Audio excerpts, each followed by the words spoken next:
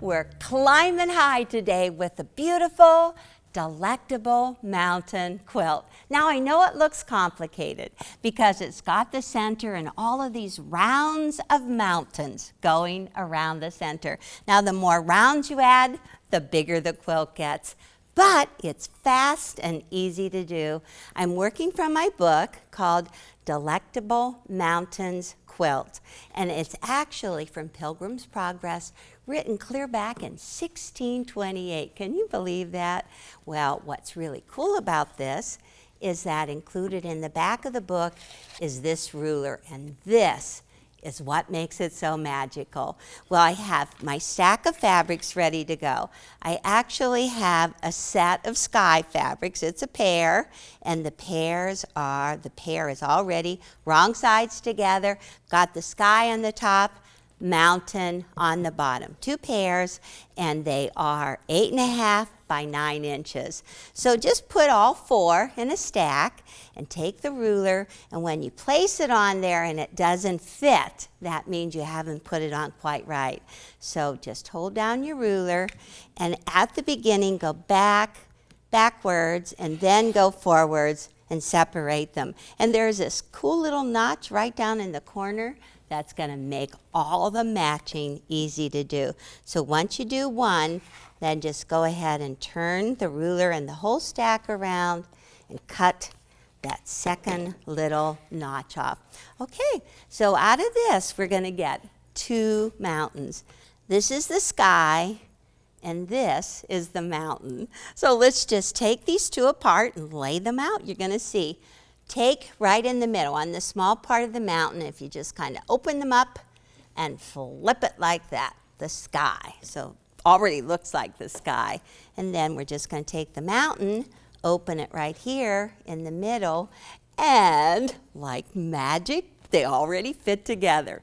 So we're just going to sew this simple seam right here, flip it right sides together, and this is the great part. See how that little notch I cut out fits? It fits there and it fits there. That's the perfect thing about this, because a lot of times whenever you're sewing pieces like this, you just go, oh my gosh, I don't know how much tip to let hang out or whatever. Okay, needle down, hold on to your threads, 1/4 inch seam right along there. Use your stiletto to keep these bias edges together.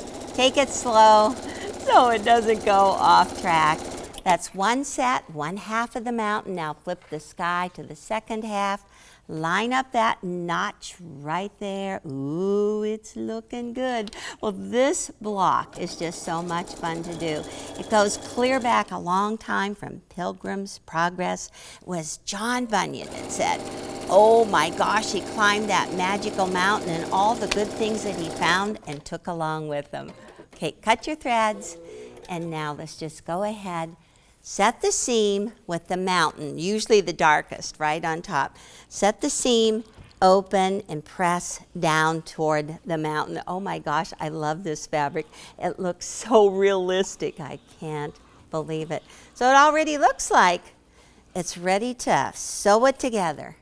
But we have got to get all those peaks on the mountain. This is the next fun part. I'm using my Shape Cut Plus. It has cut marks every 1/2 inch, and so what I'm going to do is cut 1/2 of the mountain into 2-inch pieces. So I already put little glow line tape at the end of 2 inches, 4 inches, whatever, goes whole way across. This piece is 8.5 inches, so I have 1/4 inch to just square off on both ends. So put it in at 0 and go across. In the second, 2 inches, 4 inches, 6 inches, 8 inches. And then just take these little ends, they straighten it, get rid of those, and let's just pull the second mountain up nice and close, line it up again. I put the shape cut across the bottom. You have 1/4 inch here, 1/4 inch on the opposite side for a little trimming.